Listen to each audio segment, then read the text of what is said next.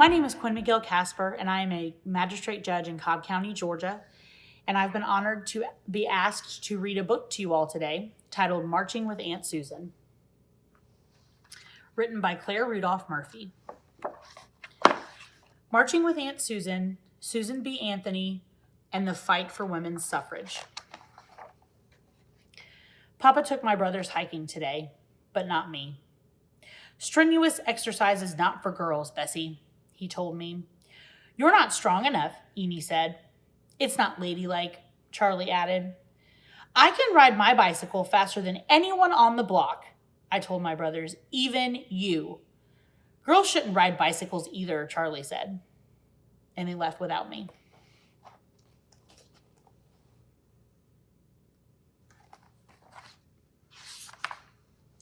Inside, Mama bustled around, preparing for a party. I'm strong enough to hike, I said. Papa wouldn't take me along just because I'm a girl. You can help me get ready for the suffrage tea, Mama said. Aunt Mary will be arriving soon with our guest of honor, Miss Susan B. Anthony. Suffrage? I'm the one who's suffering. I picked up the newspaper and stared at Miss Anthony's photo. She looks like a crabby old lady. A crabby old lady who has fought 50 years for women's rights, Mama said, even when people threw garbage at her and called her names.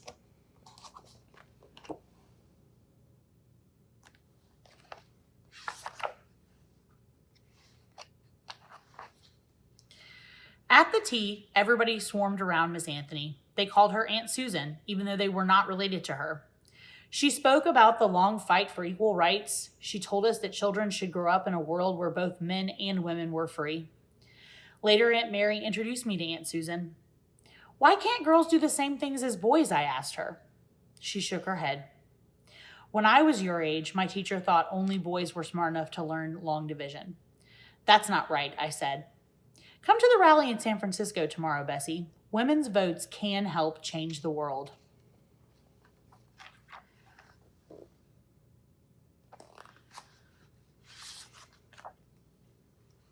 Golden Gate Auditorium was so crowded that I could barely breathe. Aunt Susan stood on a stage surrounded by hundreds of roses. Her voice thundered across the hall. The votes of all the people, including women with men, will surely bring about the wisest and best government the world has ever seen. I pulled out a white handkerchief out of my purse and joined the sea of flags waving in the air.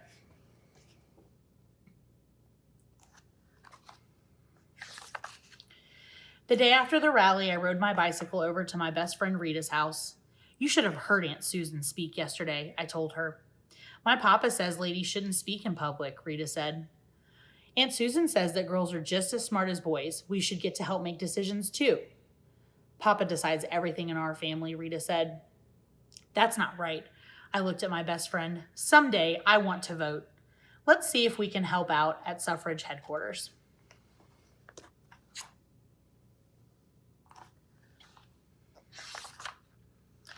All through the summer, Rita and I wrote letters, licked envelopes, and painted posters. As we worked, we listened to women talk. Men decide everything. They even decide if we should get to vote. Men decide how the children are raised. Men decide how the household money is spent. I don't understand, I said to Rita. I get to spend my allowance any way I want, and Mama makes decisions about a lot of our purchases. Not at our house, Rita shook her head. Papa keeps track of every penny.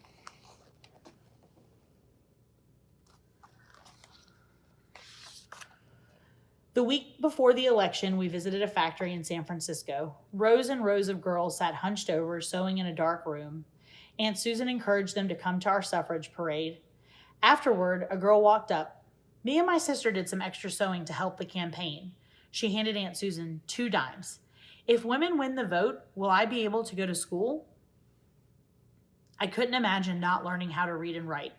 I leaned against the wall and tried to catch my breath.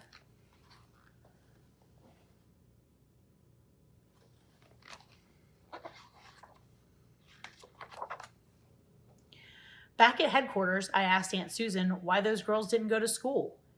Many parents can't make enough money to feed their families, she told me, so the children have to work. Can women getting the vote change that? I asked. Aunt Susan nodded. We can work to pass laws that will help adults and children. I dumped out all the coins in my purse and handed them to her. If those girls can give money, I should too. Later, I painted a picture of the factory girl on a banner for the parade. Rita printed letters.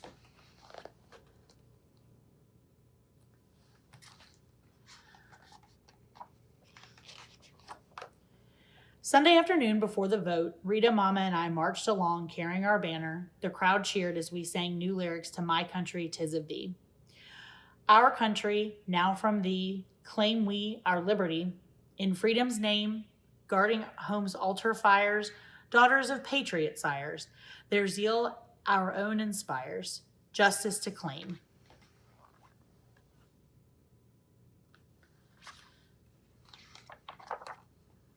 But then men began shouting, "Women belong in the kitchen, girls belong at home." Rita's father appeared and dragged her away. "No daughter of mine will parade in the streets." A boy splattered an egg down the front of my white dress. "What do you want to be, a man?" he yelled. I stood frozen, watching the oozing yellow stain spread until Mama picked up Rita's end of the banner and we marched on.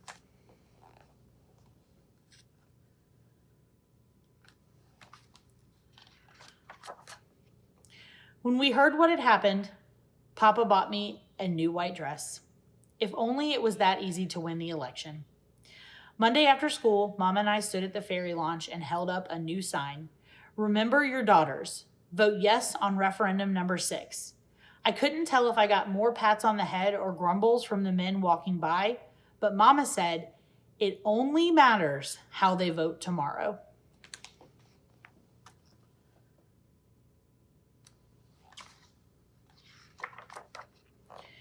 The day after the election, my brothers raced me home from school. Charlie grabbed the newspaper off the front porch. "Women lose the vote," he shouted. I leaned my bicycle against the house and snatched the newspaper out of his hand. "What are you so mad about?" asked Eni. "Someday you'll get to vote and you don't even care. Mama is as smart as Papa and I'm as smart as you. We should get to vote too."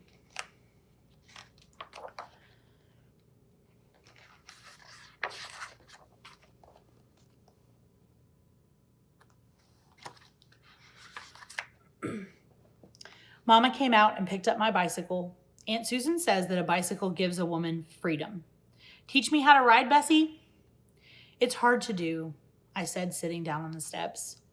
"When you first tried to ride, you kept falling and scraping your knees," she reminded me. "But you didn't give up."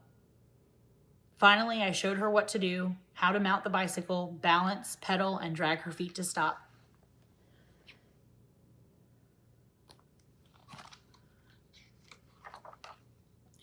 When Papa arrived home, Mama was wobbling up and down the street. "I'm sorry about the election, Bessie," he said. "Girls should be allowed to do the same things as boys, Papa." "Why don't we go hiking this Saturday?" he asked. "Thanks, Papa," I said, grabbing his hand. "And Sunday, there's a rally for the next suffrage campaign. Come march with Mama and me?"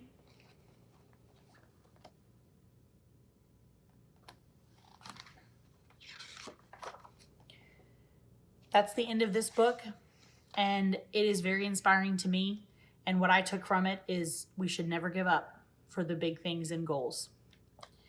Thank you so much for being here with me today. There's also some excellent information at the back of this book, if you have it, to look up and read, and some great illustrations. I'm inspired by Susan B. Anthony, and I hope you were too. Have a great day.